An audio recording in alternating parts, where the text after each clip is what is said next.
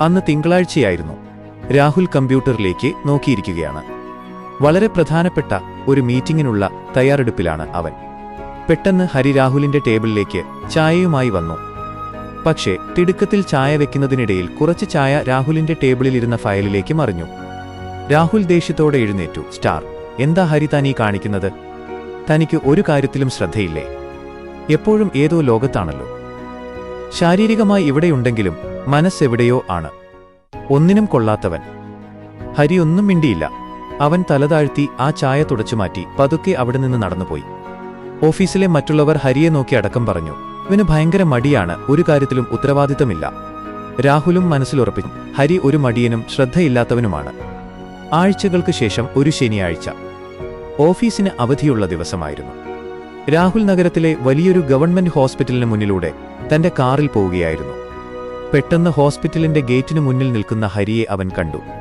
എന്തോ കൗതുകം തോന്നി. രാഹുൽ കാർ ഒതുക്കി നിർത്തി. അവൻ ഹരിയെ ശ്രദ്ധിച്ചു. ഹരി ഒരു വീൽചെയർ തള്ളിവരികയായിരുന്നു. അതിൽ സങ്കടകരമായ മുഖത്തോടെ ഒരു ചെറിയ പെൺകുട്ടി ഇരിപ്പുണ്ടായിരുന്നു. അവളുടെ കാലുകൾ തളർന്ന നിലയിലായിരുന്നു. ഹരി വളരെ സ്നേഹത്തോടെ അവളെ എടുത്ത് ഒരു ഓട്ടോറിക്ഷയിലേക്ക് ഇരുത്തുന്നത് രാഹുൽ കണ്ടു. ഹരിയുടെ മുഖത്ത് ഓഫീസിൽ കാണാറുള്ള ആ സങ്കടവും ചിന്താക്കുഴപ്പവും ഇപ്പോഴുമുണ്ട്. പക്ഷേ ഒപ്പം മകൾക്കായുള്ള ഒരു വലിയ കരുതലുമുണ്ടായിരുന്നു.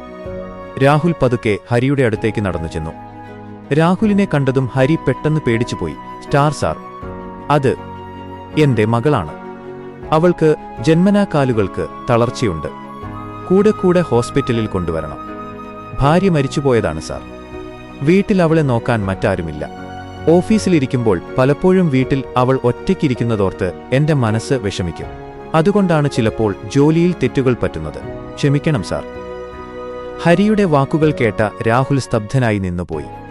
തന്റെ ഫയലിൽ ചായ വീണപ്പോൾ താൻ ഹരിയെ എത്ര ക്രൂരമായാണ് വിധിച്ചത്. ഒന്നിനും കൊള്ളാത്തവൻ എന്ന് വിളിച്ചാക്ഷേപിച്ചപ്പോൾ അവൻ ഉള്ളിൽ ചുമന്നിരുന്ന സങ്കടത്തിന്റെ വലിയ മല താൻ കണ്ടില്ല. രാഹുൽ ഹരിയുടെ തോളിൽ കൈവച്ചു. സ്റ്റാർ, സങ്കടപ്പെടേണ്ട ഹരി. തെറ്റ് പറ്റിയത് എനിക്കാണ്.